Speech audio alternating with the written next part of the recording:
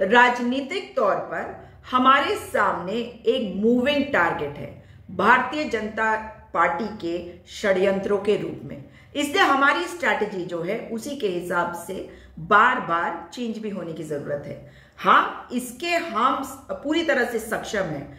और आज बात करना चाहती हूं मैं जो इलेक्टोरल बॉन्ड स्कीम के बारे में कहा गया कि यह अपारदर्शिता और असंवैधानिकता के दायरे में आता है। माननीय उच्चतम न्यायालय के फैसले में जो 15 फरवरी 2024 में आया, ये कहा गया कि वे सारी डिटेल्स एसबीआई सारी डिटेल्स दे इलेक्शन कमीशन को, और ये डिटेल्स इसलिए साझा करी जानी थी इससे पता चलता कि किसने कितने इलेक्टोरल बॉन्ड्स खरीदे और किस पार्टी को कितना पैसा मिला। तो इसके जवाब में जो एसबीआई के वकील हैं खड़े होकर उन्होंने आज जो कहा वो इसलिए क्योंकि उन्होंने समय मांगा था 30 जून 2024 तक। कहा कि बहुत सारी दिक्कतें इसलिए अभी नहीं बताई जा सकती हैं, ये इंफॉर्मेशन नहीं दिया जा सकता।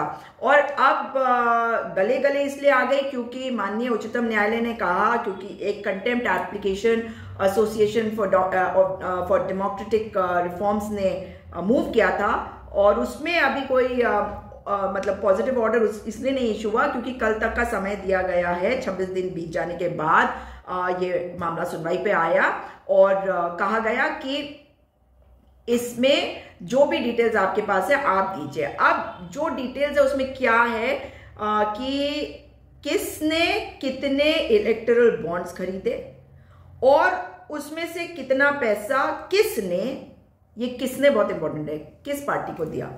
अब क्योंकि माननीय उच्चतम न्यायालय ने ये कहा है कि जो हमने ऑर्डर पास किया हमने उसमें बिल्कुल नहीं कहा कि आप दोनों को रिलेट करिए कि क्या है नहीं है, तो आप केवल डिटेल्स यानी कि जानकारी को उपलब्ध कराइए। हमने ये कहा पब्लिक डोमेन में ये आना चाहिए ताकि जनता को पता चले। अब इसका मतलब ये हो गया कि स्टेट बैंक ऑफ इंडिया कल शाम 5 बजे तक उन्हें कहा गया है कि वो ये बताए कि किसने इलेक्टोरल बॉन्ड खरीदा है, पहली बात, और कितने का खरीदा है और उसमें कौन सी पॉलिटिकल पार्टी को कितना पैसा मिला है। लेकिन ये थोड़ी है कि किसने खरीदा और किसको दिया, तो वो लिंकेज जो है वो नहीं है इसमें।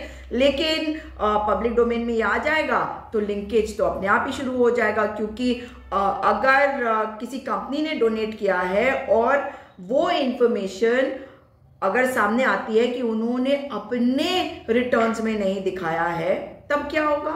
ऐसा भी तो हो सकता है। लेकिन खैर वो तो एक अलग विषय है। लेकिन एक बार पब्लिक डोमेन में ये आए तो सही, पर कल शाम 5 बजे तक इंतजार करना पड़ेगा कि अब एसबीआई दबाव में और किसके दबाव में क्या करने जा रही है।